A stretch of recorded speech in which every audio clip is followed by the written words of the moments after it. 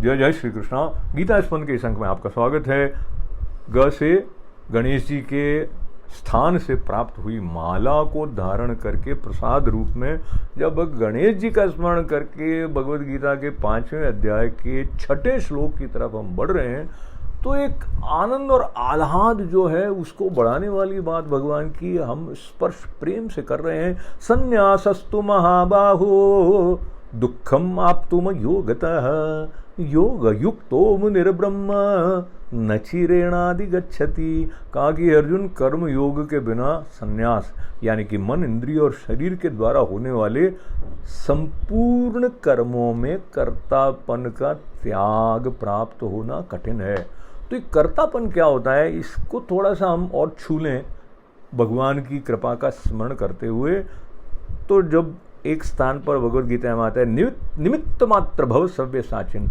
निमित्त होने का मतलब है कि भाई मैं निमित्त मात्र हूँ या उपकरण हूँ ईश्वर का, ऐसा जो भाव हो जाएगा तो ये नहीं होगा कि मैं कर रहा हूँ। ये जो मैं कर रहा हूँ ये आत्मविश्वास की दृष्टि से अलावा अहंकार के मिश्रण के साथ में मिलके एक ऐसी स्थिति उत्पन्न कर देता है जहाँ हम अपने कर्म बंधन को बढ़ाते जाते हैं। और जब कर्तापन का त्याग हो जाता है, अर्पण करके कार्य कर रहे हैं, अपने स्वरूप के बारे में ये स्पष्टता होते होते होते हम कार्य कर रहे हैं, तो वो कर्मों का बंधन भी नहीं है। तो ये जो बात इस श्लोक में कही है, कहा कि भगवत स्वरूप को मनन करने वाला कर्मयोगी परब्रह्म परमात्मा को शीघ्र ही प्राप्त हो जाता है।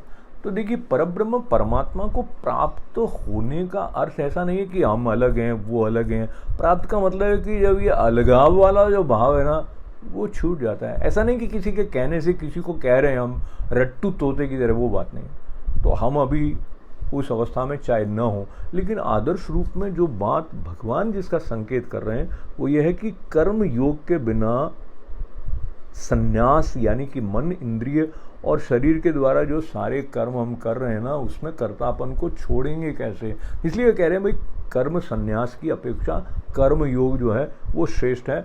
और ये भी स्पष्ट करते गए कि भाई ये क्यों श्रेष्ठ है, क्योंकि हम अपने आप के प्रति सत्यनिष्ठ रहें, झूठ मूठ में नहीं मान लें कि मैं ये हो गया हूँ, मैं वो हो गया हूँ। तो जब कर्तापन का भाव रहेगा तो उसमें झूठ मूठ में अपने को जो नहीं है वो मान के आचरण करने की स्थिति आ सकती है, जिसको अंग्रेजी में कहते हैं हिपोक्रेट, या फिर जो भी कहें। हम उस तरफ क्यों जाएं, हम तो भगवान के चरणों में जाते हैं, तो जहाँ से कि परब्रह्म प्राप्ति हो जाए। जय श्री कृष्ण।